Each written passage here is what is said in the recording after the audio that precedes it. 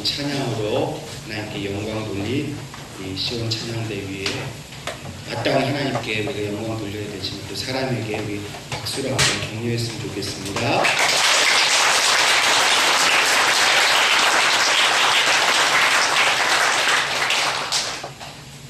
영국의 대철학자이면서 또 위대한 수학자인 알프레드 화이트헤드라는 교수가 계십니다. 이분은 대대로 교육가의 집안에서 태어났는데 또 그 집안은 대대로 기독교를 믿어오는 그런 신앙의 가문이었습니다. 이 화이트헤드 교수는 젊은 시절에 철학과 수학에 심취하면서 그만 이 신앙에 대한 깊은 회의에 빠지게 되었습니다. 급기야는 대대로 이어오던 그 신앙을 버리고 교회와도 담을 쌓고 살아가게 되었습니다. 그러던 그가 그의 인생의 황혼기가 접어든 어느 날 그 지방에 엄청난 폭설이 내렸습니다. 외출 중이었던 그가 서둘러서 집으로 돌아오고 있었습니다. 근데 집 근처에 다다랐을 때에 어디선가 가냘픈 노래소리가 들려오고 있는 것입니다. 그 소리는 눈 구덩이에 빠져있는 할머니 한 분이 부르는 노래 소리였습니다. 화이트헤드 교수는 서둘러서 눈덩이에 빠진 이 할머니를 건져 주었습니다. 할머니는 이 교수에게 정말로 고맙다고 거듭 감사하면서 이렇게 물어보았습니다. 내게 이런 큰 은혜를 베풀어 주셨으니 당신은 분명 신앙심이 깊은 분이겠지요. 어느 교회에 출석하고 계십니까? 화이트헤드 교수는 약간 겸언쩍은 듯이 머리를 극적이면서 이렇게 대답했습니다. 아니요, 저는 교회를 다니지 않습니다. 또 신앙심도 없습니다. 그러자 이 할머니는 의외라는 듯이 이렇게 말합니다. 아니, 다 늙은 사람이 어쩌자고 아직도 예수님을 믿지 않는단 말이요. 그러다가 나처럼 뜻밖의 사고를 당하면 어떻게 하려고 그러시오. 나는 저 눈구덩이 속에서 죽을 것이라 생각하고 계속 열심히 하나님께 찬송을 부르고 있었다. 이 말을 듣는 순간 화이트헤드 교수는 매우 큰 충격을 받았습니다. 그리고는 집에 돌아와서 잠잠히 생각을 해보았습니다. 도대체 무엇이 저 할머니로 하여금 저토록 두려운 죽음 앞에서 큰 확신을 가지고 찬송을 부르게 하는가? 내가 탐구하고 있는 철학이나 수학, 아니 어느 학문이라도 저 할머니가 갖고 있는 인생에 대한 저런 확신을 줄 수 없지 않는가? 그때부터 화이트 교수는 자신이 일생 동안 탐구해온 학문에 대해서 회의를 가지기 시작했습니다.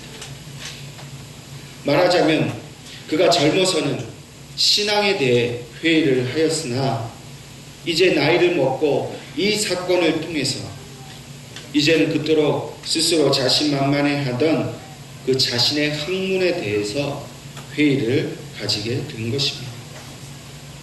그리고 얼마 가지 않아 그런 버렸던 신앙을 다시 찾기로 하고 교회에 출석하게 되었습니다. 그리고는 그곳에서 하나님께 예배하면서 잃어버렸던 하나님께 대한 그 믿음의 확신을 되찾게 되었다는 것입니다. 오늘 우리는 올 한 해를 마감하는 올해 마지막 주일 예배를 하나님께 드리고 있습니다. 오늘 이 예배를 드리면서 저와 여러분은 두 가지 질문에 대한 답을 생각해 보아야 합니다. 첫 번째 질문은 나는 진심으로 올 한 해를 지켜주신 하나님께 감사하고 있는가? 두 번째 질문은 나는 하나님께서 내 모든 삶을 통해 인도해 주실 것에 대해 확신하고 있는가? 하는 것입니다. 하나님께 감사한다는 것은 지난 모든 일에 대해 하나님께서 다 인도해 주셨다는 그 확신 가운데 나오는 마음입니다. 또한 하나님께 감사한다는 것은 앞으로도 하나님께서 내 삶의 모든 것을 지켜주실 것이라는 그 믿음에서 나오는 것입니다. 지나간 모든 삶 동안 내가 열심히 했기 때문에, 내가 잘했기 때문에, 내 능력으로 내가 잘 살아왔다라고 생각한다면 그 마음으로는 하나님께 도무지 감사할 수 없을 것입니다. 앞으로도 내 삶의 그 모든 일은 내가 가진 힘이 있어야, 내가 가진 능력으로만 잘 살아갈 수 있다라고 그렇게 생각을 한다면 우리는 결단코 하나님께 진실된 감사를 드릴 수가 없는 것입니다. 하나님께서 내 삶을 인도하신다는 그 확신은 곧 하나님께 대한 감사로 이어질 수밖에 없습니다. 세상에는 하나님을 떠나서 자신이 믿는 그 신념에 의지해서 살아가는 사람들이 수도 없이 많습니다. 자기가 가진 지식, 자기가 가진 경험, 자기의 그 모든 배경에 의지해서 살아가는 사람들이 너무나 많습니다. 신앙은 미신이라 여기고 과학이나 의학 발전에 또는 물질에 의지해서 그렇게 살아가는 방식에 대해 확신을 가진 사람들이 너무나 많습니다. 우리 주변에도 그런 사람들이 얼마나 많이 있습니까? 과학의 시대, 기술의 시대, 이 시대가 신앙의 시대보다 훨씬 더 우월하지 않느냐라고 말하는 사람들이 얼마나 많습니까? 그러나 그렇게 생각하는 사람들은 결코 죽음 앞에서 자신의 삶에 대한 확신을 가질 수 없습니다. 아무도 죽음의 문제는 해결할 수 없습니다. 죽음 이후의 삶에 무엇이 있는지 확실히 가르쳐 줄 수 있는 건 세상에 아무것도 없습니다. 오직 죽음 앞에서 그 죽음을 통한 하나님의 인도하심을 확신할 수 있는 것은 하나님을 의지하는 그 믿음에서 나오는 것이지 그 외에 그 어떤 것으로도 우리는 얻을 수가 없는 것입니다. 세상 사람들은 죽음 앞에서 두려웠답니다. 그러나 죽음 앞에서 찬송할 수 있는 사람은 오직 그리스도인밖에 없음을 우리는 깨닫습니다. 고통과 고난 앞에서 하나님을 원망하지 아니하고 오히려 기뻐하며 찬송할 수 있는 사람은 오직 하나님께 대한 자기의 삶에 대한 확신을 가진 사람밖에는 없다는 것을 우리는 기억해야 합니다. 찬송은 곧 감사입니다. 감사할 수 없으면 찬송할 수도 없습니다. 하나님께 범사에 대한 모든 것에 대한 감사하는 마음이 그 충만한 사람은 결국 하나님만을 찬송할 수밖에 없는 것입니다. 오늘 저와 여러분은 하나님께 얼마나 감사하고 있습니까? 잘된 것, 좋은 것은 감사하는데 내 뜻대로 이루어지지 않은 것, 내 마음대로 되지 않은 것에 대한 감사가 없다면 우리는 하나님을 온전히 믿는 사람이라고 말할 수 없는 것입니다. 저와 여러분은 하나님께서 우리의 인생을 주관하시고 오늘까지 인도해 주셨음을 온전히 믿고 그 믿음에 대해 마땅히 하나님께 온전한 감사를 드릴 수 있기를 간절히 바랍니다. 오늘 본문 말씀을 통해서 시편 기자는 우리에게 하나님께만 감사할 것을 촉구하고 있습니다. 여호와께 감사하라. 그는 선하시며 그 인자하심이 영원함이로다. 시편 기자는 하나님께서 선하신 분이요 하나님의 은혜는 영원히 우리와 함께 하시기에 절대적인 감사를 드려야 한다라고 말하고 있습니다. 우리가 감사해야 할 이유가 무엇입니까? 하나님은 우리의 모든 것에 선한 분입니다. 우리의 모든 것에 그 인자하심을 영원토록 보여주신 분입니다. 한 번도 하나님은 우리에 대해서 선하지 않으신 적이 없습니다. 때로 우리는 어려움이나 환난을 당할 때 하나님이 나에게 좋은 것 주시지 않았다라고 불평할 때도 있었습니다. 하나님의 인자와 그 사랑이 어디에 있느냐고 하나님의 사랑을 의심할 때도 있었습니다. 그러나 그 모든 의심과 그 모든 원망을 버려야 하나님께만 감사할 수 있음을 우리에게 말하고 있습니다. 저와 여러분은 오늘 이 예배를 통해서 하나님께서 얼마나 나에게 선하신 분이었고 얼마나 큰 사랑으로 인도해 주셨는지를 믿음으로 온전히 깨달아서 하나님께만 감사할 수 있기를 바랍니다. 오늘 시편 기자는 2절과 4절을 통해서 하나님 앞에 그 인자하심이 영원하다라고 고백하기를 촉구하고 있습니다. 누가 그 인자하심이 영원하다고 고백을 해야 합니까? 온 이스라엘이 그렇게 고백하라고 말합니다. 아론의 자손들, 즉 제사장들이 하나님께 그것을 고백하라고 말합니다. 마지막으로 여호와를 경외하는 모든 자들이 그의 인자하심이 영원하다라고 고백하고 노래해야 한다라고 말하고 있습니다. 실제로 이스라엘 사람들이 하나님 앞에 제사를 드리러 갈 때에 오늘 이 말씀, 그 인자하심이 영원함이로다 하는 말씀을 한 번도 빼놓지 않고 고백하였다고 합니다. 아무리 마음 상하고 괴로운 일이 있어도 하나님께 나왔을 때는 그 인자하심이 영원하다라고 찬송하도록 그들은 그렇게 교육받았고 그렇게 지금도 하나님께 그런 예배를 드리고 있다는 것입니다. 여러분, 오늘 우리도 마찬가지입니다. 하나님의 인자하심은 영원하다라고 저와 여러분이 매 순간, 매 예배 때마다 고백해야 될 줄로 믿습니다. 하나님께 원망하고 싶지요. 불평하고 싶지요.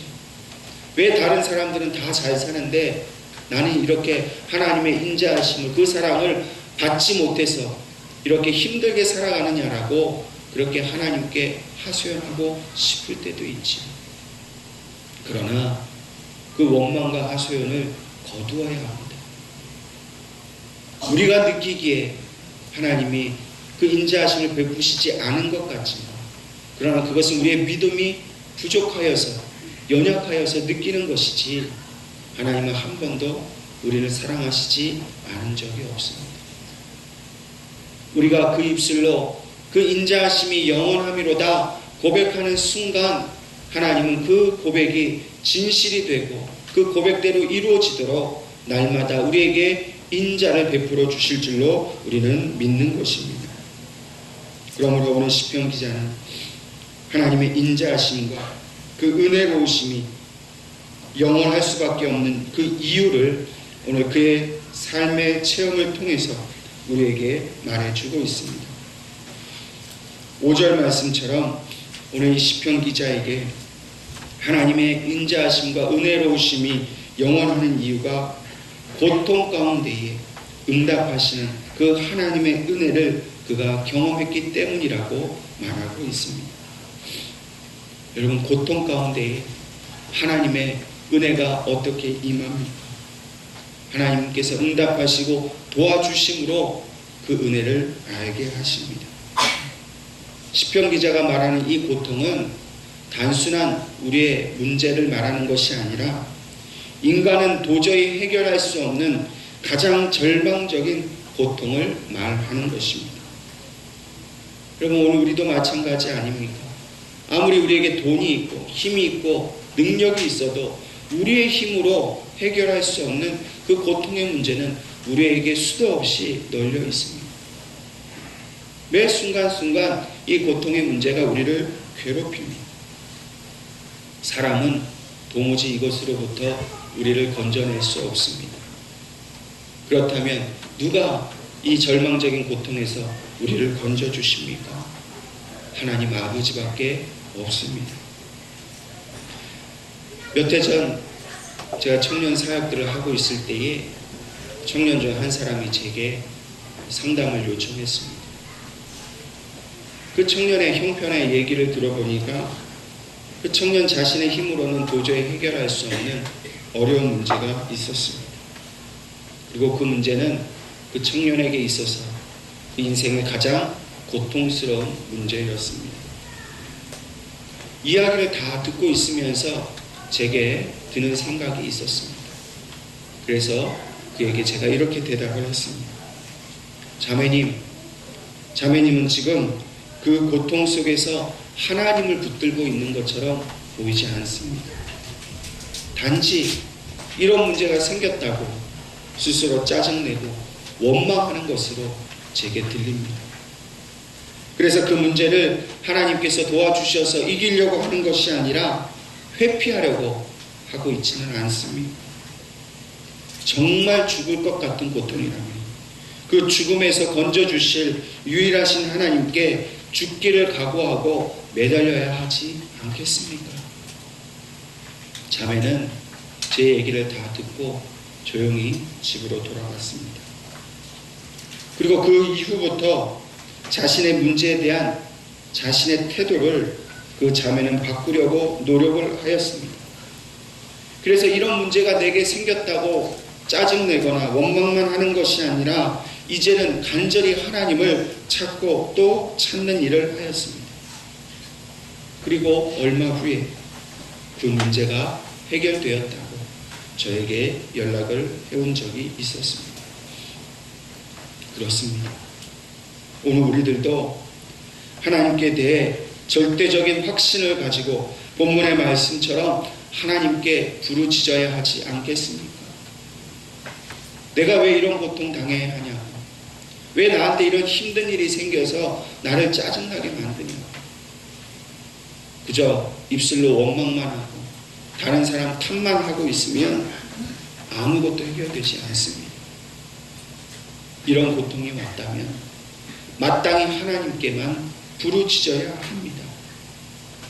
여기서 부르짖는다는 말은 단지 큰 소리로 기도한다는 뜻이 아닙니다. 부르짖는다는 것은 하나님 외에는 다른 모든 것을 포기한다는 것을 의미합니다. 하나님께 부르짖기 때문에 돈을 의지하고자 하는 마음, 사람을 의지하고자 하는 마음, 자기의 능력을 의지하고자 하는 그 마음을 포기하는 것을 의미합니다. 오늘 시편기자는 하나님께 고통 중에 자기의 모든 것을 포기하고 내려놓고 하나님께 부르짖었습니다. 모든 것을 다 의지하는 마음을 내려놓고 하나님께만 매달렸습니다. 그랬더니 하나님께서 자신에게 넓은 곳에 세우셨다라고 그는 고백합니다. 이 넓은 곳에 세우셨다라는 말을 NLT 영어 성경에서 보면 Set me free 라고 번역하고 있습니다. 이 말은 하나님께서 나를 자유케 하셨다는 뜻입니다. 고통 중에 하나님께 온전히 하나님만 의지하여 부르짖었더니 하나님이 자신을 자유케 하셨다는 겁니다. 여러분, 고난 중에 우리는 문제에 매이게 됩니다. 잠을 자려고 눕지만은 그 문제가 머릿속을 떠나지 않지요. 밥을 먹고 일상생활을 해도 이루어지지 않습니다. 왜요? 그 문제가 자기를 묶고 있기 때문입니다. 그런데 하나님께만 부르짖고 하나님만 의지했더니 하나님이 그 문제로부터 나를 완전히 자유롭게 하셨다는 겁니다. 다시는 그 문제 때문에 근심하지도 않고 염려하지도 않고 문제로부터 자유로워져서 너무나도 시원하고 상쾌한 삶을 살도록 하셨다는 겁니다. 오늘 저와 여러분은 어떻습니까? 해결되지 않는 문제에 매여 있지는 않습니까? 하나님께 부르짖기보다는 근심과 걱정에 빠져서 스스로 우울에 빠지고 스스로 무기력에 빠져 있지는 않습니까? 오늘 이 예배를 통해서 주시는 이 말씀을 의지하여서 하나님께 부르짖을 때에 하나님께서 자유케 하시는 은혜를 경험할 수 있기를 바랍니다. 다시는 이 문제에 매이지 않기를 바랍니다.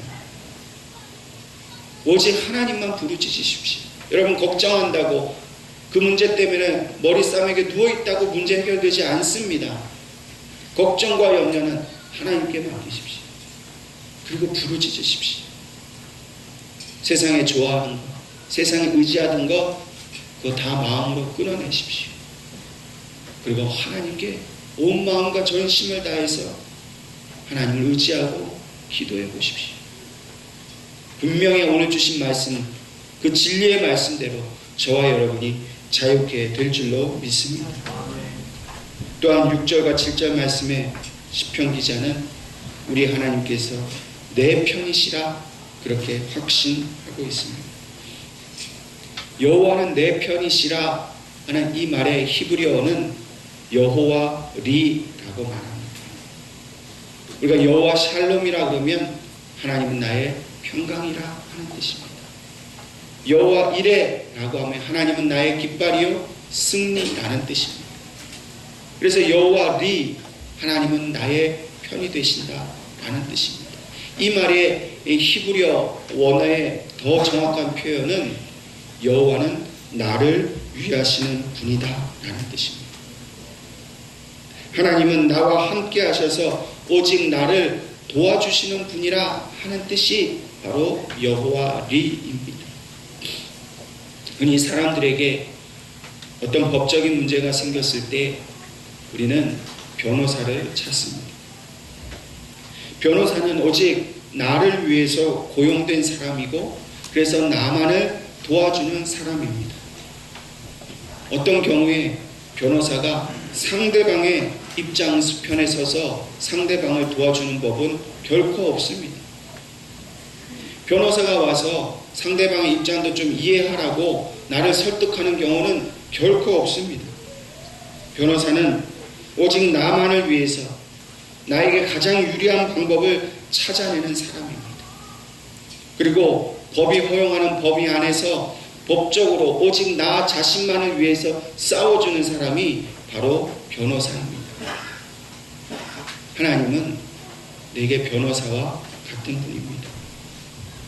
내가 어떤 형편인지, 내가 어떤 상황인지 하나님은 다 아셔서 내가 연약하고 죄가 있음에도 불구하고 절대적으로 나를 위해서만 싸워주시는 분이 바로 하나님이십니다.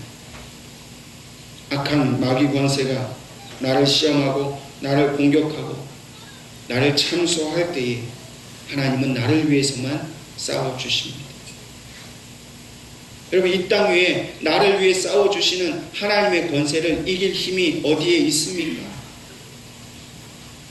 여러분, 질병이 우리에게 무섭게 하고 가난이 우리를 힘들게 하고 자녀들의 문제가 우리를 고통스럽게 한다 할지라도 하나님을 이길 수는 없습니다. 죽음이라도 우리를 하나님께로부터 떼어놓을 수 있는 힘은 이 땅 위에 아무것도 없습니다. 그렇기 때문에 우리는 두려워할 필요가 없다는 겁니다. 아무리 흉악한 질병에 걸렸어도, 아무리 큰 그런 사건이 일어났어도 하나님이 나를 지켜주시고 하나님이 내 편이 되어주시는 그 여호와 리의 하나님이 나를 이기게 하신다는 그 확신만 가지면 결코 우리는 두려워하지 않게 된다는 겁니다. 오늘 우리도 시편 기자의 고백처럼 결코 세상을 두려워하지 않아야 합니다. 하나님이 나와 함께 하시고 하나님 나에게 임재하신다는 것을 우리가 경험한다면 우리에게 있는 모든 두려운 마음은 사라지게 될 것입니다. 여러분, 두려움이란 감정은 본래 하나님의 뜻에 합당하지 않는 마음입니다. 만약 우리가 두려움만을 가지고 산다는 것은 우리가 믿음이 없다는 증거입니다. 여러분, 두려움은 결코 하나님의 영역이 아니라 어둠의 영역입니다.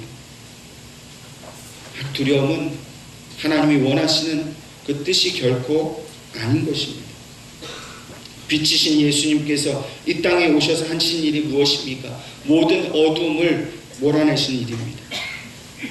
그러면 그 빛이신 주님께서 오늘 나의 심령 가운데 임하신다면 그 주님이 하실 일은 무엇입니까? 어둠에 속해 있는 내 두려움을 몰아내시는 일입니다. 하나님께서 내 편이신 것을 확신한다는 것은 모든 영적 어둠을 몰아내고 내 마음속에 있는 그 두려움을 다 몰아내고 완전한 승리를 얻었다는 것을 말하는 것입니다. 이러한 확신이 있을 때라야만 우리는 시편 기자의 고백처럼 사람이 내게 어찌할까? 라고 말할 수 있습니다. 여러분, 이 말은 수사적으로 반어법입니다. 사람은 결코 내게 어찌할 수 없다라는 확신의 말입니다. 흔히 우리는 세상에 무서운 것 중에 제일 무서운 게 사람이라고 말합니다. 여러분, 자연재해라든지 여러 가지 세상에 우리를 두렵게 하는 게 있지요. 그런데도 제일 무서운 게 사람이라고 말합니다. 근데 이 NLT 영어 성경에 보면 이 사람이 mere people이라고 이렇게 번역합니다. 이 말은 뭐냐면 단지 보잘것없는 사람이라는 뜻입니다. 이 시편 기자는 단지 보잘것없는 이 사람이 내게 어찌하겠느냐? 다시 말해서 인간은 부족하고 보잘것없기에 하나님이 도와주시면 결코 사람은 하나님을 이길 수 없다라는 그런 뜻입니다. 세상에는 돈 많고 힘 있는 사람들이 많습니다. 자신이 가진 권세로 다른 사람들을 억누르고 윽박지르는 사람도 많이 있습니다. 우리를 두렵게 만들고 우리를 고통에 빠지게 하는 그런 사람들이 많이 있습니다. 그러나 하나님 편에서 보면 한낱 보잘것없는 인간에 불과합니다. 아무리 사람들이 기술을 발전시켜서 우주를 정복하고 인간의 질병을 정복하여서 세상을 행복하게 만들 수 있다라고 그렇게 자신 있게 말하지만, 그래서 더 이상 하나님은 필요 없다, 인간의 힘과 능력으로 우리는 스스로 구원할 수 있다라고 말하지만 결국 하나님 앞에서 인간은 가장 부족하고 연약한 존재인 것을 우리는 믿음의 눈으로 보게 되는 것입니다. 그렇기 때문에 시편 기자는 7절 말씀에 다시 한번 여호와께서 내 편이 되사 나를 돕는 자들 중에 계시니 그러므로 나를 미워하는 자들에게 보응하시는 것을 내가 보리로다 말을 하고 있습니다. 보잘것없는 사람이 나를 공격하는 것을 여러분 두려워하지 마십시오. 왜냐하면 하나님께서 그 원수를 갚아주시고 그것을 내 눈으로 분명히 보게 하실 것이기 때문입니다. 여러분, 우리가 사람을 두려워하면 하나님을 볼 수 없습니다. 그러나 하나님의 그 도우신 것을 바라보면 사람의 두려워하는 것을 우리는 염려할 필요가 없습니다. 우리는 날마다 선포해야 합니다. 여호와께 감사하라. 그는 선하시며 그 인자하심이 영원합니다. 오늘 여러분들의 가정이 이 고백을 가지고 어떤 고난과 어려움 속에서도 하나님은 선하시고 하나님의 인자하심이 영원하다고 믿음으로 고백하면 여러분들을 고통에 빠뜨리는 그 시험에 빠뜨리는 모든 문제는 떠나가게 될 줄로 믿습니다. 우리 예은교회가 모일 때마다 그 인자하심이 영원함이로다 하나님을 높여 찬양하면 하나님께서는 우리 교회를 들어서 이 땅의 모든 어둠을 몰아내시고 이 땅에 참된 하나님의 나라를 세워주실 것을 믿습니다. 올 한 해를 지켜주신 하나님께 감사합니다. 새해에는 어떤 일을 만나도 어떤 어려움을 당해도 여호와는 선하시며 그 인자하심이 영원함이로다라고 저와 여러분이 믿음으로 고백하고 찬양하며 하나님과 함께 영원한 승리의 삶을 살게 되기를 주님의 이름으로 축원합니다. 기도하겠습니다.